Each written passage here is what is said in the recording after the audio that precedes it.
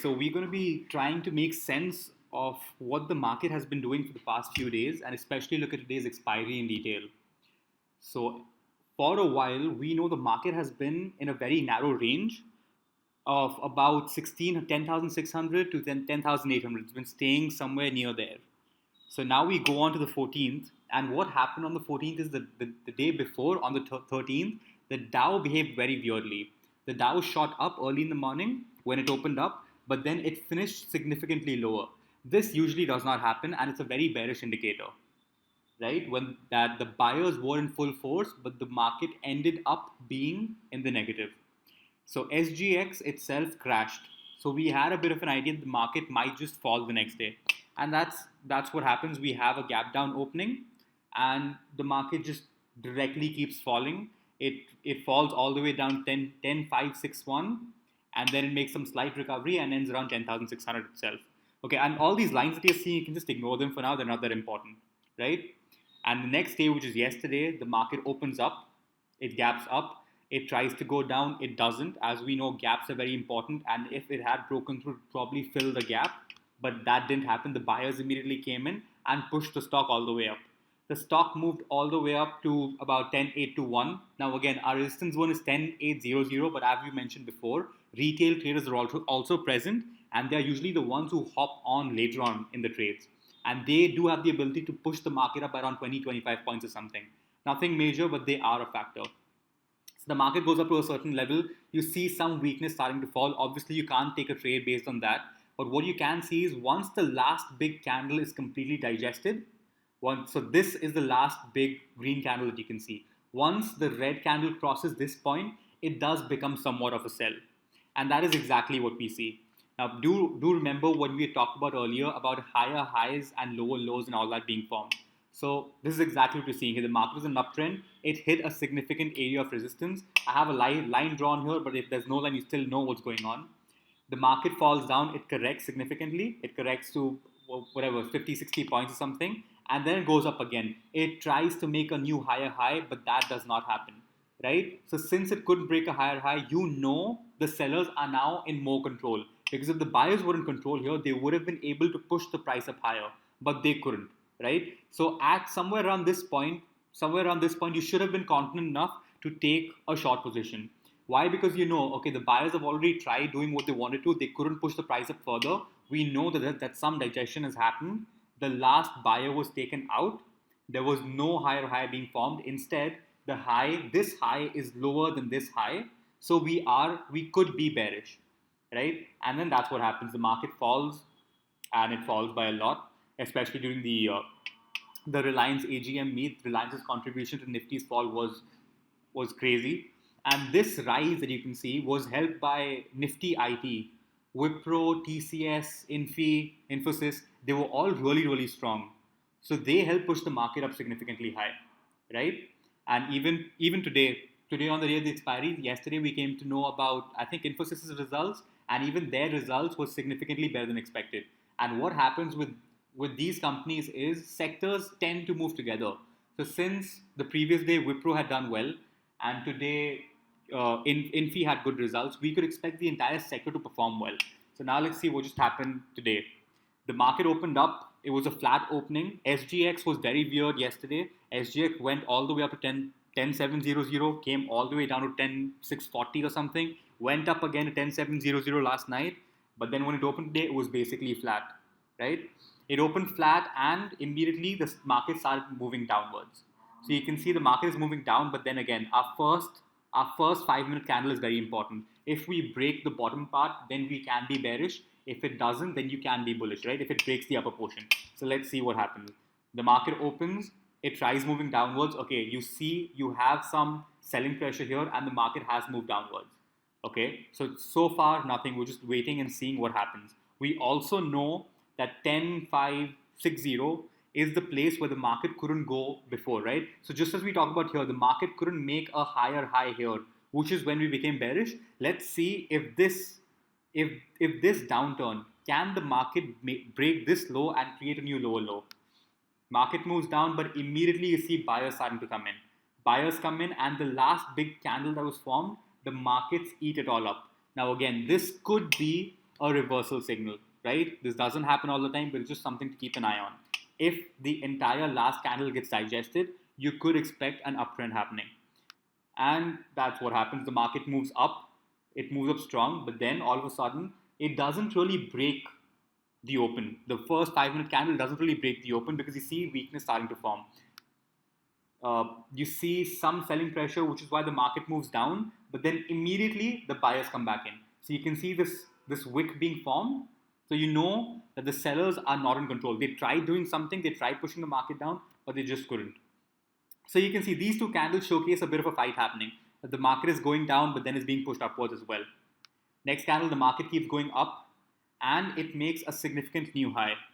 But immediately what we see here is we see a doji being formed or a hammer being formed. I don't know what names you guys use, but whatever. We see some uncertainty over here. You don't really see the market breaking and taking off, right?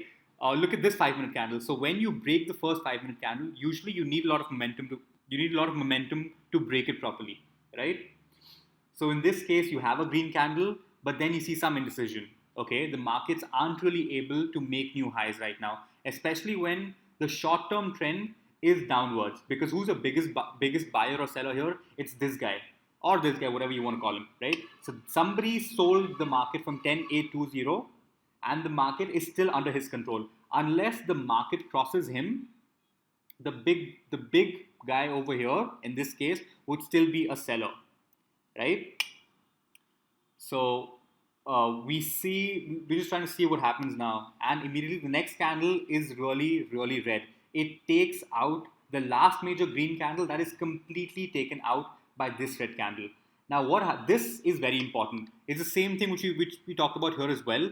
When the last major candle gets digested completely or it breaks completely, that's when you can start expecting reversals. You can't find tops and bottoms. It's extremely hard and it requires some luck as well to find the exact top or to find the exact bottom. You can be somewhat accurate, but as of right now, all we should be focusing on is just following the trend. We just identify what the trend is and just go along with it.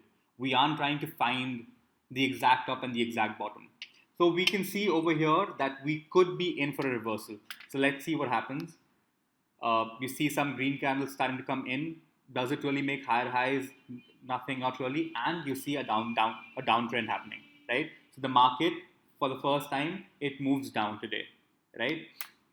Moves down, it continues to move down, and then you see some buying pressure come in, right? And this buying pressure again takes out the last red candle. So now again, you can expect that buyers are now coming in. And now take a look at what's been happening all throughout. The market is currently at 10,625. We know 10,600 is a very strong support and 10,800 is big resistance, right? So even if the market fell down, there's no real point of being short here because you have another resistance here. You have another resistance is 10,561, and now we know the market which tried to break this level here. This was the lowest point so far. The market could not make a new lower low. That's the point I want to stress on. The market could not make a new lower low. The sellers are losing control of what's happening, right? So then we just move on, and the market tries to go up again. Now this time we can see another trend being formed. This is now the lowest point, and the market is trying to push up higher, right? This is the lowest point. The market is trying to push up higher. Now what you're trying to look at is, does this trend break this line, break this zone, and create a new higher high? That's what we're looking at right now.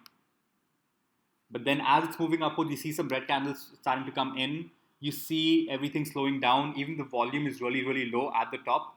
With really low volume at the top of movement, that could signal that the momentum in the uptrend is slow because there isn't enough volume, there isn't enough buy orders coming in to push the markets up higher. The market tries to go up, but then it isn't really clean. You can see now the market has now moved downwards. The market failed to make a new higher high. So the market is in somewhat of an uptrend because your lows are getting higher up, right? This was your low point. This is your high point. So this was the previous low. This is now your new low. So your lows are getting higher, but you are still in somewhat of a range, right? Because you aren't able to make proper higher highs. So then the market goes down, and we see it trying to make a new lower low. So that's what we're looking at. If the market breaks this level, If the market, suppose this line instead of ending at 10,626, if it had ended at 10,603, then you could expect, okay, you know what, the sellers are coming in now. But that doesn't really happen because the market again starts to push upwards. Market is pushing upwards. It again tries to make a new higher high, but again nothing happens. The market is staying in a very tight range. The market moves down, tries to make a new lower low, but yeah, nothing happens again. So the market is unable to make new lower lows, but it is unable to make new higher highs. This is a very confusing situation to be in because the market is in a range. And whenever you're confused in a situation, just don't trade. There is no point of trading if you aren't sure of what's going on. But if you had to guess where the market will move, you could say that because this is the lowest point and you haven't been able to make a new lower low, maybe the buyers are stronger. The buyers aren't super strong because they haven't been able to break this so far. But the lows, whenever the market comes near this level, buyers immediately start coming in, right? And then we see the same thing happening again. Market's trying to make a new higher high. The price again gets pushed down. Again, you can't really make new lower lows. You can't really make new lower lows. And the market is trying to push upwards now again. So at this point, you know that there could be a big move happening because you formed a range. At this point of time, what you can figure out is there are big boys, there are big institutional players, and every time the price touches this area, they buy because the price moves up, right? The price moves down again, it comes to this area, the price moves up again. But they aren't buying here. There's no buying happening at this level. All the buying is happening at this level, right? Price moves down, again buying comes in, somebody's buying, price moves up, nothing. So the price moves up really quickly, but the downtrend takes longer. So, for example, you can compare how long did it take the market to go from 10,629 to 10,665, right? 5, 10, 15, 20 minutes. And how long did it take to go all the way down? 5, 10, 15, 20, 25, 30, whatever. It took way longer, 35 minutes, 40 minutes. The momentum of the buys is stronger here, right? And then all of a sudden, you see a big significant up move happening. You see that the market has broken the day high, and all this momentum will now be probably be used to push it up further, right? And that's exactly what happens. The market just keeps moving upwards, and then at this point of time, it's around 3-5 already, which is at which time you probably stop trading, right? And then at the end, there is some slight correction. There's some slight profit booking at this margin because loads of people bought here. They probably sold at this level, and the market ends at around 10,700. Okay, so hopefully you guys understood something of what the market did today. If you have any doubts, you can always send us messages on Reddit or on the YouTube channel. Thank you.